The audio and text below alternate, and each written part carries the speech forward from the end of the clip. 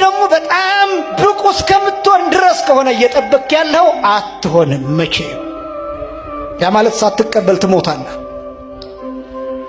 ይሄ ከሆነ ዝግጅታችሁ በስጋው ደግሞ ልክ ለመሆን ከሆነ ዝግጅታችሁ አትሆኑ። እስከ ዕድሜ ልካችሁ ብትዘጋጁ አትሆኑ። ገዳም ብትገቡ አትሆኑ። ባህታውያን ብትሆኑ አትሆኑ። ለዚህ ስጋና ደም ይበቃ ማንነት እንዲኖር ከሆነ የፈለከው መለኮት የተዋሃደ መሆን አለብህ ማለት ነው። እንደዛ ደግሞ ልትሆን አትችልም።